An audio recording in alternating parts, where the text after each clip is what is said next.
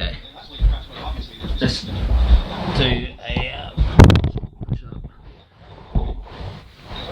a straddle plant to remove all this. That way again. The challenge that we have is the encryption process for most email systems is not one that's seamless or automatic. Steps you have to go through just to make sure your email message is encrypted.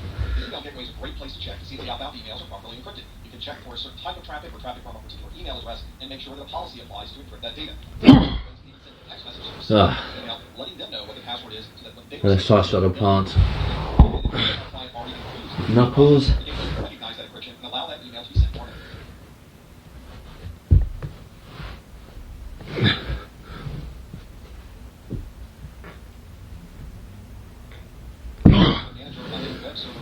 Not too easy. Straddle plant. With fingertips.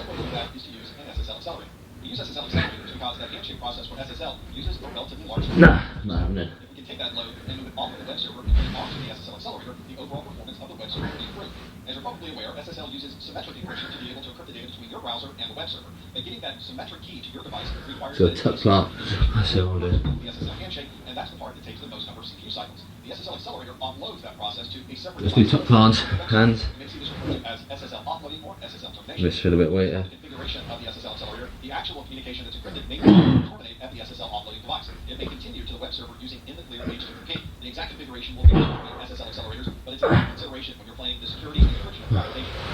Another common security technique is to use SSL encryption between your browser and a third-party site. The SSL encryption device Was a bit sore maybe there. examine it for anything malicious and then re-encrypt it to send it on its way. Try it with Knuckles.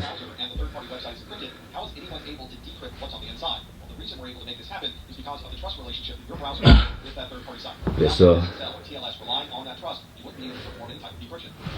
Can it be done with fingertips? There are a certain number of trusted certificate authorities that is already trusted by your browser, and it's a list that's constantly changing and constantly added to. Inside my browser is a list of about 170 different certificate authorities that are trusted. The browser will only trust a website if that website certificate has been digitally signed by one of these trusted certificate authorities. Normally, a third-party website will pay a certificate authority to sign their certificates so that anybody who accesses their website will have a signed certificate that's already trusted by the browser.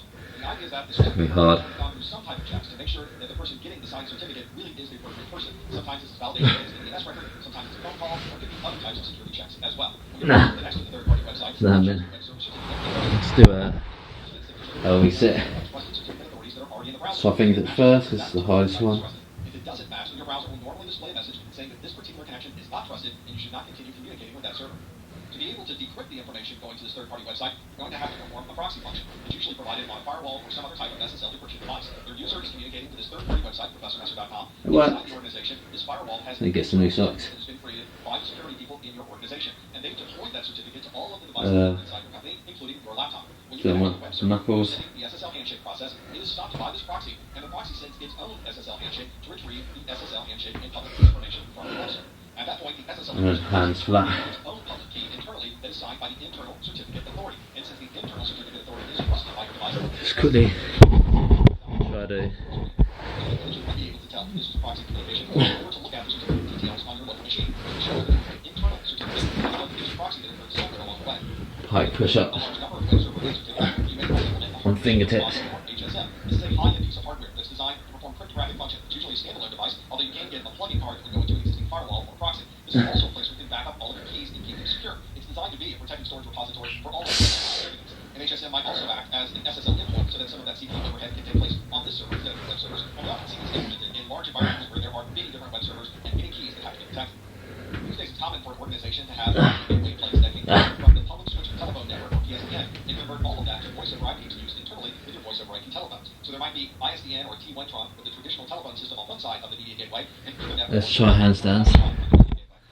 Combinations of configurations of gateways is also an important place to think about security for your voice network.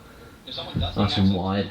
they can disable all To reduce later motion. the system and make their own outbound calls, which might be spam type calls or malicious services, or they might be able to listen in to the phone calls that are currently going through your media gateway, which might be a very easy way to find out.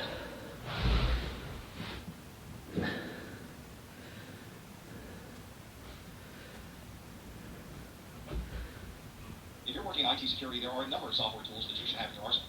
In this video, we'll talk about a number of those tools. Some of them are passive tools, and others work actively. A passive tool is one that watches as network traffic goes by, and it gives you information about what might be happening inside the traffic or on a client or server. An active tool will be sending traffic to a device. We may be trying to set credentials on that device, we may be trying to exploit a known vulnerability, or maybe try to create a login page. Oh, again. A bit wider.